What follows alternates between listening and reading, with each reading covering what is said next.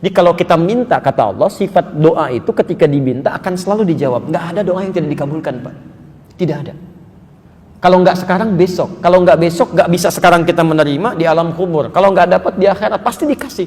Jadi tidak ada doa yang tertolak, semua dikabulkan. Cuma yang jadi masalah, ketika Allah akan berikan, manusianya menutup pintu doa itu untuk datang. Semakin banyak maksiat dikerjakan, maka nutup seperti ini. Kalau sudah tertutup seperti ini, jangankan handphone, maaf, spidol pun nggak bisa masuk.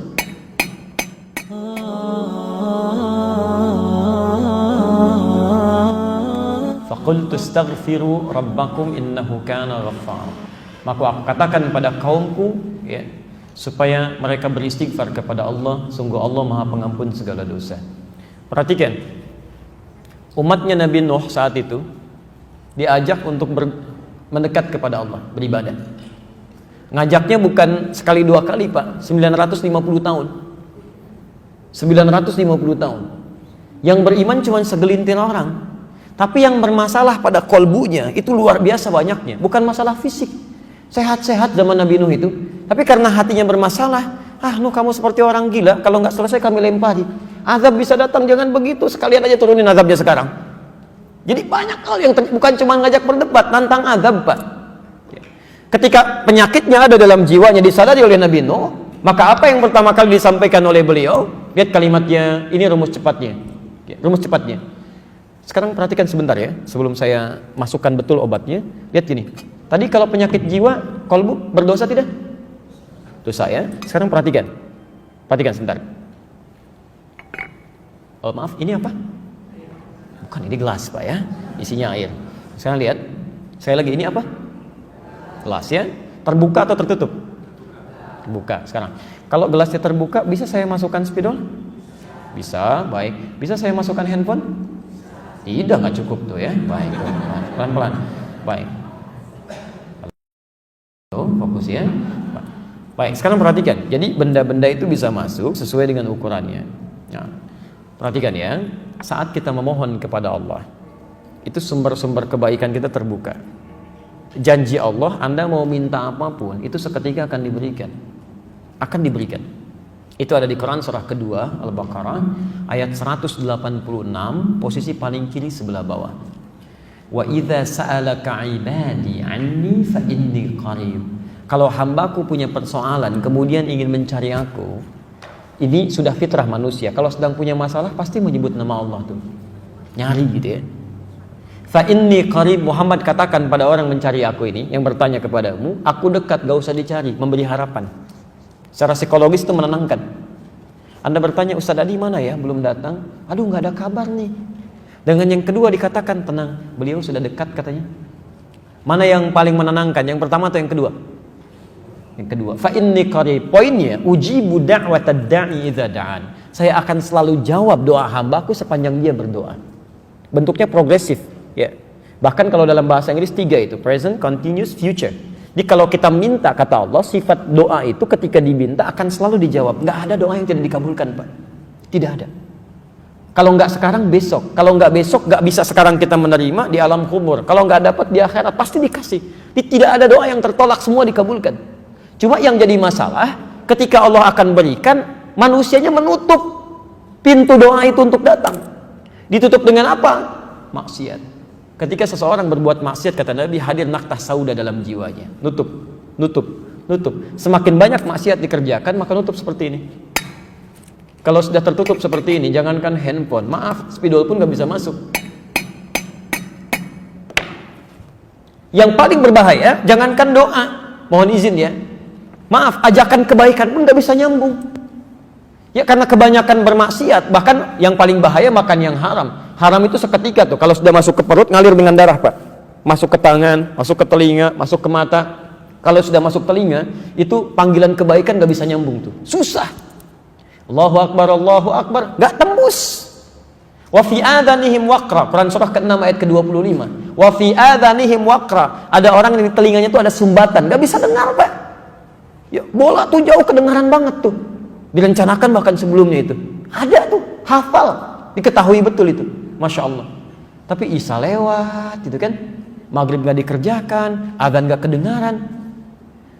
Yang paling mulia saat seseorang tidak bisa mendengar kebaikan dengan telinganya, itu Allah saking sayangnya pada hamba ini akan ditampakkan lewat matanya. Orang nggak dengar adzan, nggak mau dengar, tiba-tiba dihadirkan orang lewat. Masya Allah. Dari mulai orang dewasa sampai anak kecil lewat. Pak, salat Pak. Mari, Masya Allah. Ya, mangga silahkan duluan. Silahkan, itu kan. Om, salat Om. Ya, silahkan duluan.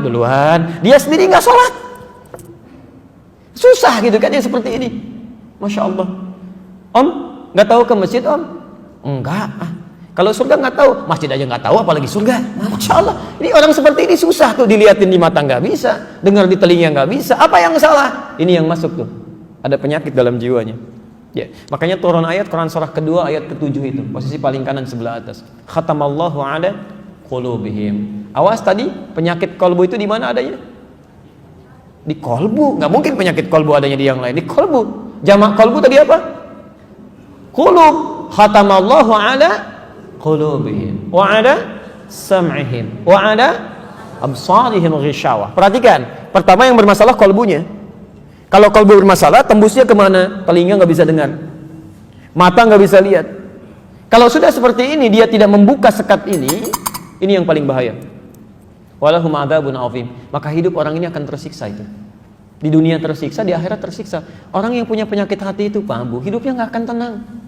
Demi Allah saya katakan nggak akan tenang. Ya maaf ya, mau tidur aja nggak tenang. Ya tidur masih kepikiran nikmat orang lain. Dia punya rumah tapi masih mikirin rumah orang. Begitu mau tidur tuh kalimatnya masih jelek aja.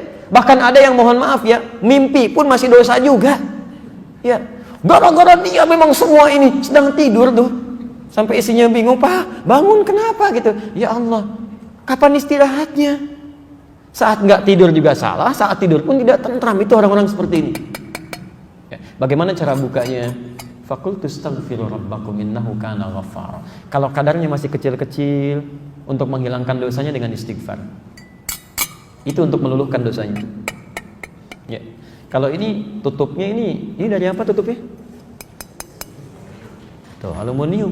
Ya. Maaf ya. Lihat kalimatnya. Kalau tutupnya dari tisu bagaimana? Lebih lunak atau lebih keras? Lebih lunak. Ada yang kecil-kecil yang bisa ditembus begini tuh. Ya. Ini kalau dengan istighfar aja bisa dicabut begini. Maaf Bapak Ibu sekalian, itu tanpa sadar dalam beraktivitas dalam sehari itu akan selalu ada dosa yang pernah kita kerjakan, termasuk saya. Semuanya. Coba kalau nggak percaya cek dari ujung kepala sampai ujung kaki, itu pasti ada potensi dosa masuk itu. Ya, mata tuh. Sekarang sudah jam 2 lewat 7 menit. Saya mohon izin dari Anda bangun sampai dengan sekarang, berapa kali mata kita berbuat salah tuh, salah lihat? Pasti ada aja. Telinga salah dengar, ya kan? Lisan salah bicara, pikiran salah berpikir. Sekarang pun mungkin ada begitu, nggak tanggung-tanggung ustadznya juga salah dipikirin gitu. Bisa kejadian gitu kan, macam-macam terjadi. Nah itu yang kecil-kecil, itu seketika hilangnya dengan istighfar. Coba cek, Nabi beristighfar nggak dalam hidupnya? Sebelum tidur istighfar nggak? Berapa kali? 70 sampai 100 kali sebelum tidur. Nabi Rasul dijaga dari kesalahan, dijamin surganya, tingkat surga tertinggi, masih istighfar dalam hidupnya. Anda bukan Nabi, bukan Rasul, surga sampai zuhur ini belum jelas, hisab masih menegangkan, gak mau istighfar, aneh itu. Makanya orang-orang yang istighfar itu, ketika dia istighfar, maka sumber-sumber masalah yang kecil itu hilang Pak. Makanya mohon izin ya, kalau ingin dijaga dari penyakit-penyakit hati, salah satu caranya kata Quran, biasakan istighfar. Astagfirullah. Jangan dibiarkan ada. Jadi begitu ada misalnya setan datang, tuh dia tuh sombong, jalan aja nggak nyapa kamu. Begitu muncul itu langsung astagfirullahaladzim. Itu nggak benar. Astagfirullah. Itu seketika akan hilang dan potensi dosa akan keluar. Ya. Kalau sudah seperti ini, masya Allah. Orang-orang yang seringkali istighfar dalam hidupnya, kemudian dia membiasakan itu, bukan cuma dijaga dari dosa-dosa yang kecil. Mohon maaf ya, cinta Allah pun akan diturunkan pada orang ini. Cinta Allah akan diberikan. Allah itu sangat mencintai orang yang membiasakan istighfar dalam hidupnya. Quran surah ketiga ayat 31, posisi paling kiri sebelah atas. Quran surah ketiga ayat 31. Saya mau kasih rahasia siang ini. Maaf, ibu mau bapak? Saya mau kasih rahasia, boleh? Baik, kita keluarkan dari Quran. Lihat ayat Qurannya. Quran surah 3 ayat 31, posisi paling kiri sebelah atas, ya, agak ke tengah sedikit. Qul in kuntum tuhibbunallaha fattabi'uni. Katakan Muhammad, jika kalian serius mencintai Allah, buktikan cinta itu dengan mengikuti aku, ikuti Nabi. Coba kita biasakan. Bangun tidur, ya maaf ya, non muslim juga bisa bangun tidur. Sama orang beriman juga bangun dari tidurnya. Masya Allah. Bahkan ya membuat kan hal-hal yang bisa mereka kerjakan. Ada yang bangun tidurnya, ada yang langsung cuci tangan, ada yang langsung duduk, ada yang langsung mandi. Anak-anak kecil bahkan mengatakan bangun tidur terus. Bukan, Nabi nggak begitu. Jadi kalau Anda ingin dicintai Allah, ikuti Nabi. Bagaimana Nabi bangun dari tidurnya? Ternyata ada sunnahnya. Ya, ada duduk dulu, ada mengusap sebagian dari bekas ngantuk, ada baca doa dulu. Nggak ada bangun tidur langsung mandi. Ada tahapan dia. Makan juga begitu. Mau minum pakai tangan apa? Kanan. Kalau cuman kanan, yang lain juga bisa dengan kanan. Masya Allah. Kemudian setelah itu minum dengan mengucapkan apa? Bismillah. Masya Allah. Setelah itu minumnya sambil berdiri atau sambil duduk? Duduk. Masya Allah. Turunannya kan ada semua tuh. Ketika Anda bisa ikuti itu, maka lihat kalimatnya. Fattabi'uni yuhibbukumullah. Ini yang mau saya turunkan rahasianya. Bismillah. Kalau Anda serius cinta Allah, persamaannya ikuti Nabi SAW. Sekarang perhatikan, ini rahasia besarnya ayat ini. Kita turunkan persamaannya. Orang yang bisa mengikuti tuntunan Nabi dalam kehidupannya, maaf, bukan cuma sholatnya ikut Nabi ya, tapi lisannya pun ikut Nabi, pandangannya ikut Nabi, gitu kan? Kebiasaannya ikut Nabi. Maka yuhibbukumullah, cinta Allah akan diturunkan. Yuhibbukumullah, Allah akan cintai kalian. Yang menarik, kemudian diberikan persamaan oleh Quran. Perhatikan persamaannya. Wa yaghfir lakum dzunubakum. Kalau Allah sudah mencintai seorang hamba, ternyata bukan dunia yang pertama diberikan. Jadi kalau bapak ataupun ibu mendapatkan kemuliaan dunia, jangan dulu bangga. Belum tentu Allah cinta dengan itu. Jelas ya? Nah, apa yang Allah berikan? Wa yaghfir lakum dzunubakum. Allah akan ampuni dosa hambanya. Ampunan dosa. Jadi orang-orang yang dicintai Allah itu, seketika yang Allah berikan pada orang ini, Allah ampuni dosanya. Gugur, dihabiskan semua. Gugur, selesai. Yang paling menarik, sekarang perhatikan persamaannya. Cinta Allah bersanding dengan ampunan dosa.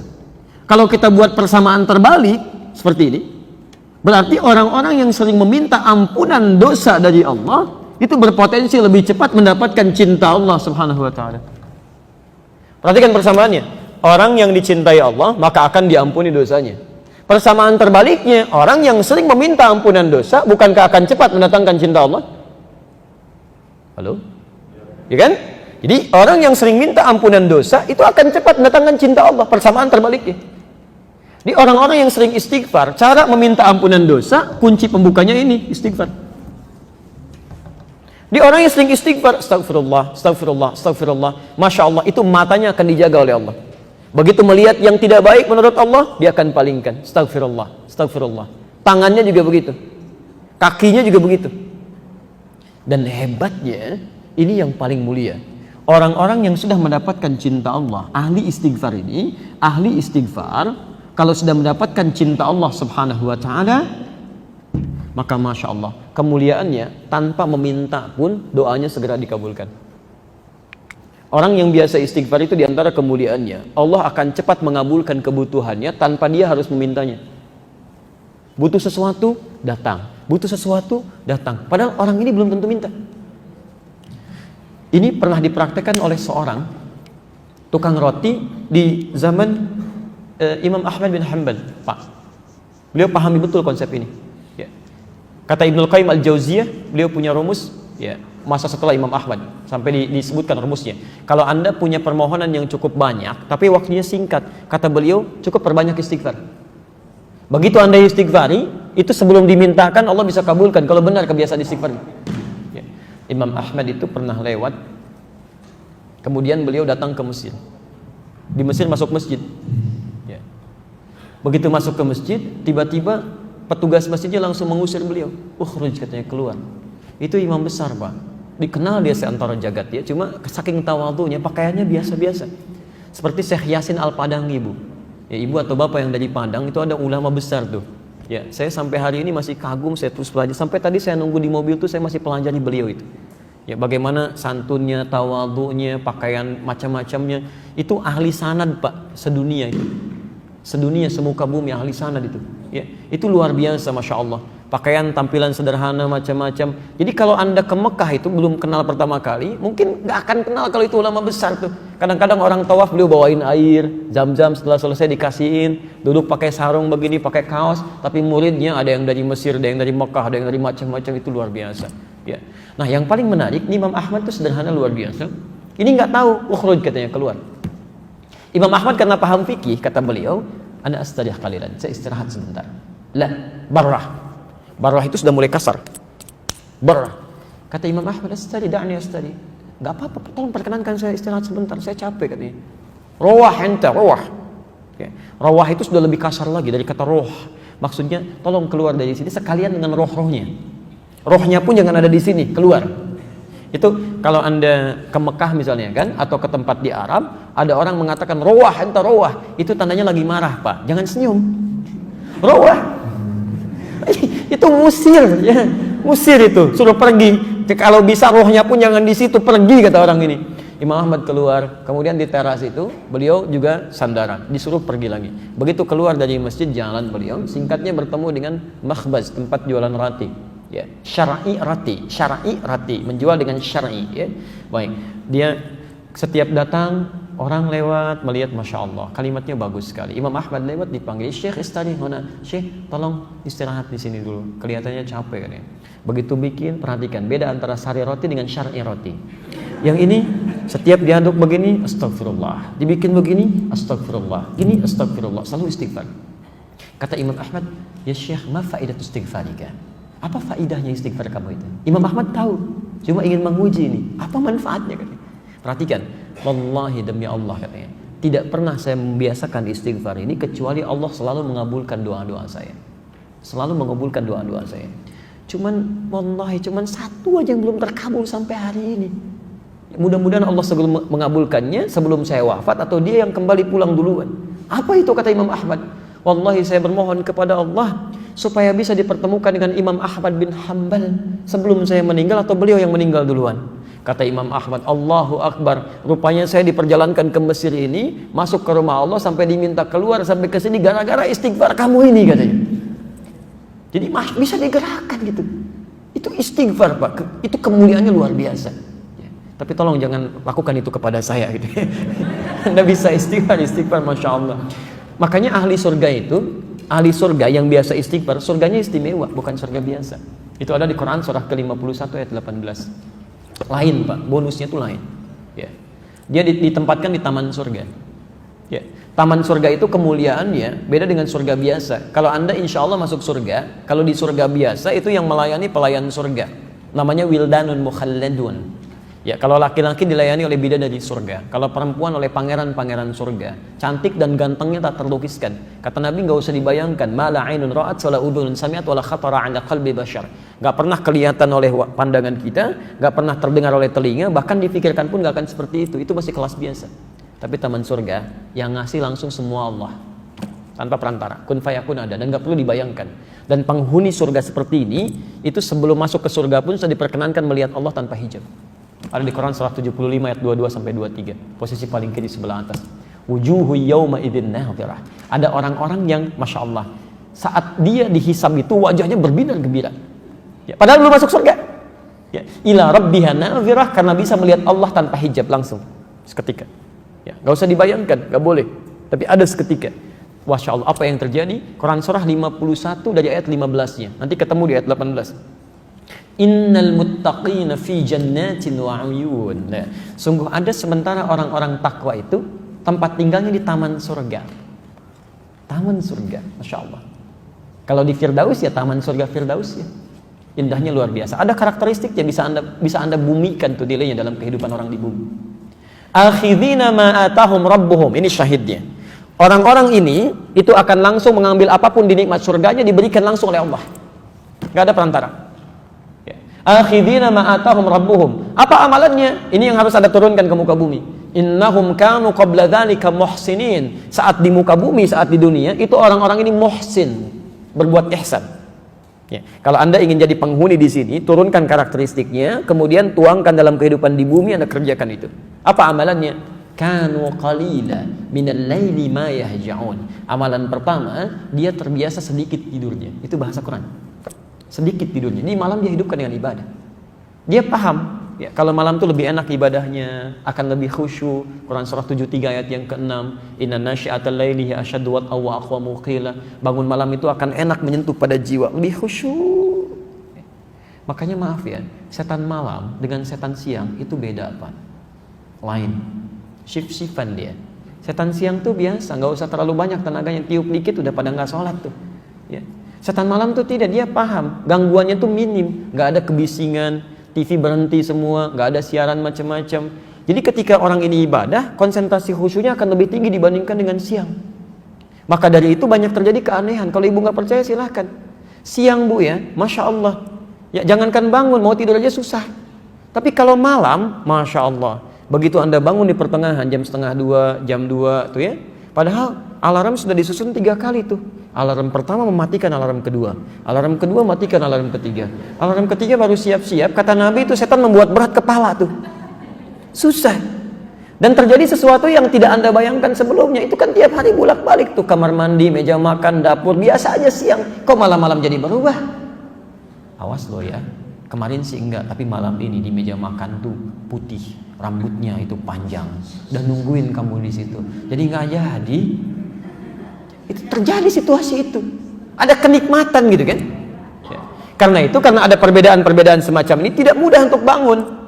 Tapi orang ahli surga tidak. Amalan-amalan seperti ini itu lain. Perhatikan ahli taman surga itu qalila minal laili ma yahjaun. Dia atur tuh tidurnya lebih cepat. Ba'da isya dia nggak ada keperluan langsung istirahat. Sedikit tidurnya malam dia hidupkan. Salat, masya Allah. Ayo, itu bahasa Quran, sedikit tidur. Kalau Anda tambahkan bermasalah. Di rumus fikih itu Anda tambah jadi berkurang. Sedikit tidur, taman surga. Sedikit-sedikit tidur, maaf di tamannya aja enggak. Silahkan cek. Jadi dalam agama itu kalau sudah pas gak usah ditambah-tambah. Subuh 2 rakaat. Saya pengen yang paling sempurna, ikuti sunnah Nabi. Saya merasa banyak kurang sholatnya. Besok saya 3 rakaat. Salah. Jadi kalau sudah ada pas, gak usah ditambah, gak usah dikurangi. Menambah sesuatu itu mengurangi kemuliaannya. Selesai. Ya. Yang paling menarik, habis tahajud. Kalau Anda cuma tahajud aja, belum bisa masuk taman surga. Amalan selanjutnya ayat ke-18-nya. Wabil ashari hum yastaghfirun. Ini poinnya. Jadi dia tahajud di sepertiga malam, menjelang subuh, belum subuh Pak. Ashar itu waktu menjelang subuh singkat. Ya, paling 15 menit lah, 10-15 menit sebelum subuh. Dia duduk istighfar. Istighfar. Bahkan ada hadis qudsi di situ. Hadis qudsi. Diriwayatkan orang pertama yang menerima dari Nabi 31 orang sahabat senior. Hampir semua meriwayatkan. Ya, Abu Bakar As-Siddiq radhiyallahu taala anhu, Umar bin Khattab, Utsman bin Affan, Ali bin Abi Thalib sampai Sayyidah Aisyah radhiyallahu taala anha. Itu menerima semua dari Nabi. Yanzilu Rabbuna tabaraka wa taala. Allah Subhanahu wa taala akan membentangkan rahmatnya, ya, di fi thuluthil akhir minal lail, di setiap sepertiga malam yang terakhir. Kemudian menyampaikan, faqala, Allah menyampaikan pada hambanya, ya ibadi, hai hambaku, siapa yang meminta kepadaku akan aku kabulkan. Siapa yang memohon aku akan berikan. Dan man istaghfara li ghafartu lahu. Siapa yang istighfar, aku akan ampuni dosanya. Rumus cepatnya alhamdulillah. Ketika Anda banyak istighfar, itu yang 2 pertama akan diberikan tanpa Anda minta, seketika diberikan. Makanya ahli taman surga itu, masya Allah, begitu selesai tahajud dia nunggu fajar, astagfirullah, astagfirullah, astagfirullah. Ingat-ingat dosanya itu. Kalau nggak percaya silahkan Pak ya. Nanti malam Anda tahajud. Setelah itu menjelang subuh misalnya, Anda biasakan istighfar. Terus dengan hati yang bersih, yang enak. Itu selain dosa keluar, itu tidak menutup kemungkinan air mata bisa ngalir. Tapi sambil diingat, apa dosa-dosa yang Anda lakukan? Mungkin pernah berkata kasar pada orang tua, pernah membuat pasangan hidup kecewa, sombong terhadap orang-orang sekitaran. Ingat-ingat itu. Itu demi Allah saya katakan, nikmatnya luar biasa. Ini. Dan dosa gugur. Dosa gugur. Jelas di sini? Baik, saya sebentar saya cukupkan dulu sampai sini. Untuk bagian pertama itu masih yang ringan-ringan. Kalau dosisnya, maaf, atau kadar penyakitnya masih kecil-kecil, masih suka pada nikmat orang lain, kan? Masih belum qanaah dengan nikmat sendiri. ya masih belum puas dengan nikmat sendiri, masih mengharap punya orang, walaupun belum mencela, itu yang kecil-kecil gugur dengan istighfar. Tapi kalau sudah membuat yang jelek-jelek, itu nggak akan hilang dengan istighfar. Pasti ada tahap kedua. Ya. Saya mau ngecek sebentar nih, ya, untuk memastikan kita benar atau tidak. Apa lawan dari hidup? Mati. Baik. Kalau tertawa? Nangis. Kalau siang? Malam. Kaya? Miskin. Baik, ya. Sekarang kita cek, ya. Quran surah 53 An-Najm ayat 43, ayat 44 dan 48. Ayat 43, 44, 48. Oke. Dari 4 pertanyaan tadi saya keluarkan 3 aja. Ya. Apa lawan tadi yang Anda jawab? Lawan kehidupan apa? Kematian. Baik. Wa annahu huwa amata wa ahya. Dialah Allah yang mematikan dan menghidupkan. Jawaban Anda benar.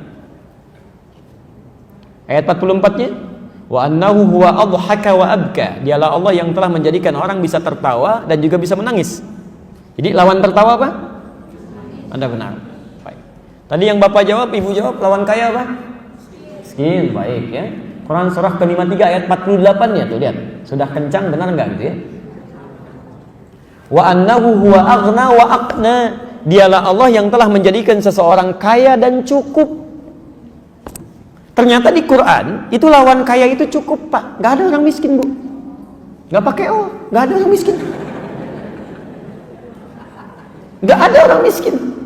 Jadi Allah tidak pernah menciptakan orang miskin di muka bumi. Gak ada. Yang ada itu orang yang selalu merasa kurang dengan nikmat, sehingga mengharapkan nikmat orang lain. Padahal bagi dirinya cukup gitu. Itu yang jadi masalah. Coba perhatikan ya. Kalau ada orang merasa miskin, Allah langsung berikan zakat supaya dia keluar dari kemiskinan. Maka zakat diberikan pada orang yang merasa miskin. Quran surah ke-9 ayat ke-60. Innamas shadaqatu lil fuqara wal masakin. Diturunkan zakat untuk mengentaskan kemiskinan. Ternyata dengan zakat masih belum cukup juga, masih miskin juga. Diberikan infak. Quran surah kedua Al-Baqarah ayat 215. Posisi paling kanan sebelah bawah. Yas'alunaka madza yunfiqun qul ma anfaqtum min khairin falil walidaini wal aqrabin wal yatama wal masakin. Untuk keluar dari kemiskinan. Kurang cukup juga dikasih sedekah. Masya Allah, zakat dikasih, infak dikasih, sedekah dikasih, masih miskin juga. Kalau dengan semua itu belum bisa mengeluarkan Anda dari kemiskinan, Anda perlu dikasih apa lagi? Jadi sebetulnya konsep itu keluar untuk mengeluarkan dari sesuatu yang dirasakan miskin. Kata Allah, nggak ada yang miskin, cuma 2, cukup atau kaya. Selesai. Ayo coba Ibu pilih mana? Mau kaya, mau cukup? Alhamdulillah. Tuh ada pilihan, cukup kaya kan. Baik ya. Nah ini persoalannya di sini gitu ya. Nah jadi Bapak dan Ibu sekalian, itu perasaan kurang itu yang menjadikan penyakit datang. Itu yang coba kita istighfar ya. Tiap hari istighfar. Kalau nggak sempat istighfar, jangan tinggalkan sholat. Jangan tinggalkan sholat. Karena dalam sholat itu ada kalimat istighfar. Makanya sholat ke satu dengan sholat yang lainnya itu menggugurkan dosa-dosa kecil. Itu ada di hadis Muslim nomor hadis 233. As-salawatu ila salawat wal jumu'atu ila al-jumu'ah wa ramadan ila ramadan kafaratun lima bainahunna. Ya, sholat satu ke sholat lain, Jumat ke Jumat, dan Ramadan ke Ramadan itu bisa menggugurkan dosa yang terjadi di antara keduanya. Malam takunil kabair, sepanjang bukan dosa besar. Di Anda zuhur punya dosa, ya, dosa-dosa kecil, asar sholat. Jadi pas sholat asar itu dosa kecilnya hilang. Otomatis itu. Ya. Kenapa salah satunya? Karena saat Anda sholat, Anda mengucapkan kalimat istighfar. Bukankah ruku kita mengucapkan istighfar? Subhanakallahumma bihamdika, Allahumma gfirli. Sujud Anda istighfar. Kalau Anda baca subhana rabbiyal a'la, bukankah duduk di antara 2 sujud bahasa istighfar? Kalimat pertama dalam duduk di antara 2 sujud apa? Rabbil firli, itu istighfar. Jelas ya?